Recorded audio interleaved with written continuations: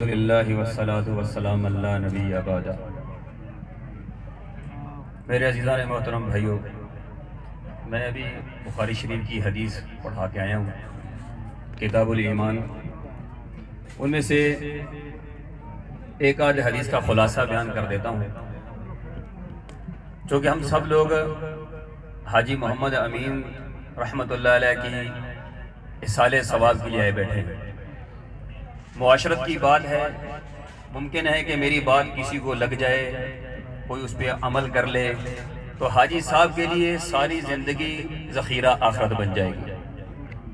ہم میں سے ہر ایک آدمی جس وقت میں ہم لوگ گزر رہے ہیں، جس دور میں ہم لوگ گزر جا رہے ہیں، پریشان ہے، مالدار ہے، غریب ہے، امیر ہے، مرد ہے، عورت ہے، نوجوان ہے، بوڑھا ہے، ہر آدمی کامیابی چاہتا ہے کہ میں کسی نہ کسی طرح کامیاب ہو جاؤں۔ دکان سے شعبہ ہے تو میری دکان ترقی کر جائے، کھیتی باڑی میں ہے تو میری کھیتی باڑی ترقی کر جائے، لیکن جو ترقی کا راستہ ہے وہ ہمیں پتہ نہیں ہے، جانتے ہیں، عمل نہیں کرتے، مانتے نہیں ہیں اس کو کہ ہم لوگوں نے آگے کیسے بڑھنا ہے، میرے کاروبار میں ترقی کیسی ہوگی، میری مال میں ترقی کیسی ہوگی، میری فصل میں ترقی کیسی ہوگی، میری آخرت کی زندگی میں ترقی کیسی ہوگی۔ ہم لوگ اس کام کی طرف توجہ نہیں ہے۔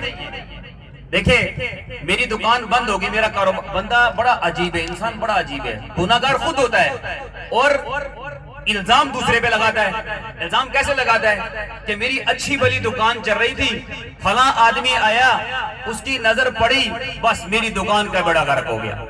میرا بچہ اچھا والا کھیل رہا تھا، فلاں عورت میرے گھر میں آئی، اس کی نظر پڑی، بس میرا بچہ گر گیا۔ میری فصل بڑی اچھی کھڑی تھی، فلاں آدمی میری فصل کے پاس سے گزرا، میری فصل کا بیڑا غرق کر گیا۔ میری بیٹے کی صحت بڑی اچھی تھی، فلانے کی نظر پڑی، اس کا بیڑا غرق کر گیا۔ اب مجھے بتائیں کہ اپنے گناہ کو آدمی تسلیم ہی نہیں کرتا، فلاں کی بد دعا لگ گئی، فلاں کی بد دعا لگ گئی، فلاں کی بد دعا لگ گئی۔ محترم بھائیو، یاد رکھنا، انسان کو سب سے بڑی بد دعا جو لگتی ہے وہ نماز کی بد دعا لگتی ہے۔ ماں کی بد دعا سے بھی خطرناک دعا، اور باپ کی بد دعا سے بھی خطرناک بد دعا، استاد کی بد دعا سے بھی خطرناک بد دعا جو انسان کو لگتی ہے وہ نماز کی لگتی ہے۔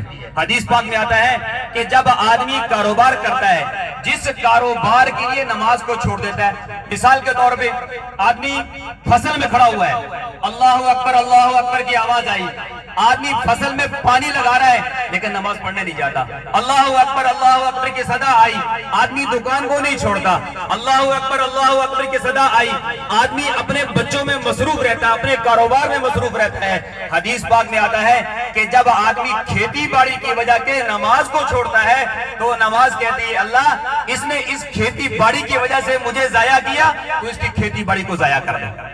اللہ اس نے دکان کی خاطر مجھے ضائع کیا، اللہ اس کی دکان کو تو ضائع کر دے۔ اللہ اس کاروبار کے لیے اس نے مجھے ضائع کیا، اللہ تو اس کے کاروبار کو ضائع کر دے۔ تو میرے عزیزوں، اگر ہم کامیابی چاہتے ہیں تو پھر رسول اللہ صلی اللہ علیہ وسلم کی جو آخری پیغام ہے، الصلاۃ ما ملکت ایمانکم، میرے امتی نماز نہ چھوڑنا، میرے امتی نماز نہ چھوڑنا، اور کسی کو گالی نہ نکالنا، کسی کو حقیر نہ جاننا، کسی کو گالی نہ نکالنا۔ اور آج گالی نکالنا ہمارا فیشن بن گیا ہے، گالی نکالنا ہمارا فیشن بن گیا ہے۔ تو محترم بھائیو، اپنی آخر کو سیدھا کر لیں، اور آخر کو سیدھا کرنے کا یہی طریقہ ہے۔ اور آخر میں بات عرض کرتا ہوں حاجی محمد امین صاحب رحمہ اللہ کے بارے میں۔ پہلے ایک چھوٹے سے واقعہ سنتا ہوں کہ بنی اسرائیل میں ایک آدمی تھا، تو بہت زیادہ بھوک تھی، قحط پڑ گیا، تو ایک آدمی وہاں سے گزر رہا، اس نے کہا، اللہ میاں، یہ ریت کا ٹیلا جتنا کھڑا ہے نا، کاش میرے پاس اتنا آٹا ہوتا تو میں تیرے بندوں میں تقسیم کر دیتا۔ تو اللہ نے وقت کے نبی پر وحی بھیجی کہ میرے اس امتی کو، میرے بندے کو یہ بات بتا دے اپنے امتی کو کہ اس نے آٹا تقسیم نہیں کیا، نیت کر لی، اور اس کو اس کی نیت کی وجہ سے اس آٹے کی بقدر اجر دے دیا گیا۔ حاجی صاحب رحمت اللہ علیہ فوت ہونے سے پہلے 2 دن پہلے مجھے گھر بلایا، میں تھا، میرے ساتھ بھائی محمد عالم صاحب تھے، تقریباً 1.5 گھنٹہ بہت لمبی گفتگو کی۔ میرے ساتھ کبھی ان کی اس طرح لمبی گفتگو نہیں ہوئی۔ بلاتے تھے، بیٹھتے تھے، کبھی کس کا گلہ، کبھی کس کا شکوہ، کبھی کوئی بات، کبھی مدرسے کا حال پوچھ لیا. لیکن اس دن پتہ نہیں آخری ایام تھے، صحت مند بھی تھے، علامت بھی نہیں فوت ہونے کی تھی. پاس بٹھا لیا، 1.5 گھنٹہ گفتگو کرتے رہے. تو آخر مجھے کہنے لگے مولوی صاحب آپ مدرسہ چلا رہے ہو تو مدرسے کی وجہ سے کبھی آپ نے پریشان نہیں ہونا. میں ان کا انداز تھا تو میں دیکھ کے حیران ہو گیا. میں نے کہا حاجی صاحب میں تو پریشان نہیں ہوں. کہتا نہیں مجھے پتہ چلا آپ پریشان ہو. وہ ایک جو ان کا بازو ٹوٹا ہوا تھا وہ بازو اٹھایا اور دوسرے بازو کے ساتھ بڑے سٹائل سے اپنے سینے کے اوپر ہاتھ مارا. اس نے کہا کہ مولوی صاحب میں زندہ بیٹھا ہوں، میں زندہ بیٹھا ہوں. جب بھی تجھے تیری مسجد کے لیے، مدرسے کے لیے جتنی ضرورت ہو، بچوں کے لیے، طلبہ کے لیے، طالبات کے لیے، میں بیٹھا ہوں. انشاءاللہ میں ساری زندگی تیرے مدرسے کی سرپرستی کروں گا کسی بھی معاملے کے اندر. تو میں ان کی جب دوسرے دن وفات ہو گئی تو میں سوچ کے حیران ہو گیا کہ حاجی صاحب نے مدرسہ بنایا نہیں، حاجی صاحب نے مدرسہ چلایا نہیں، حاجی صاحب نے طلبہ طالبات کا خرچہ دیا نہیں.